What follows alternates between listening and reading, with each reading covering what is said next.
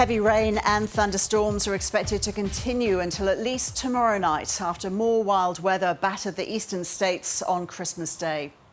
In Queensland, severe weather has already claimed one life after a woman in her 50s was hit by a falling tree on the Gold Coast. 28 rescues were carried out across the southeast and there were about 350 calls for help. The New South Wales SES carried out 6 rescues and responded to 471 requests for help, mainly for broken roofs and fallen power lines, while large hail delivered a white Christmas to some. And further south, Victoria has recorded one of its wettest Christmas days, with severe weather cutting off power to thousands of homes. The state's west was hardest hit yesterday, and today authorities are turning their attention to the east. So we do have a severe thunderstorm warning for West and South Gippsland.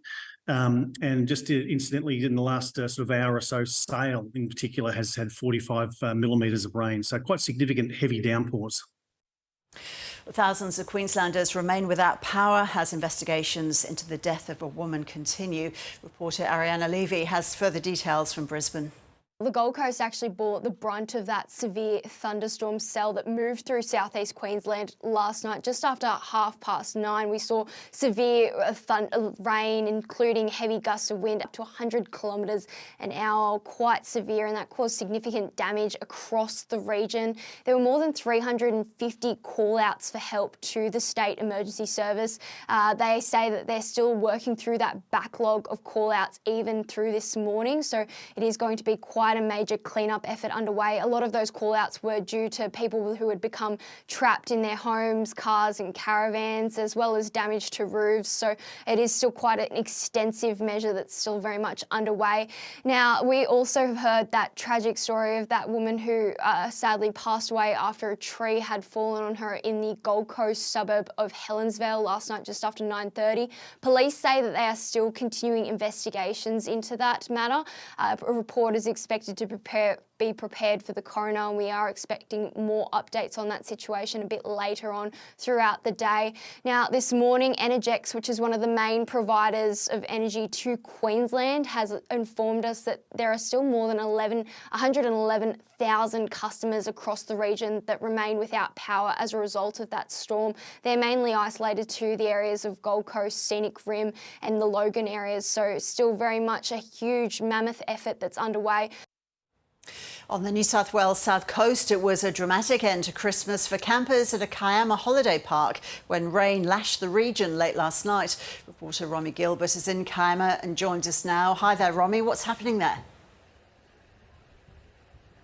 Hi, Roz. Yes, that's right. A shocking end to Christmas for hundreds of campers here in Kiama. There was more than 70 mils of rain, a deluge that lashed this caravan park and camping site here.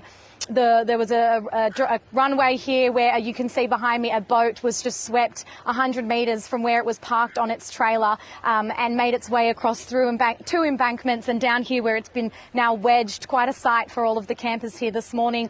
We talked to many of the campers and they've showed us videos and photos of last night's rain event here in Kiama, which was just dramatic to say the least. A very frightening time. Young kids told us they were terrified. While there's a little bit of rain falling at the moment today, there's still a little bit of a clean-up underway here in the caravan park at Kiama. OK, so how much damage did last night's storm cause to the site?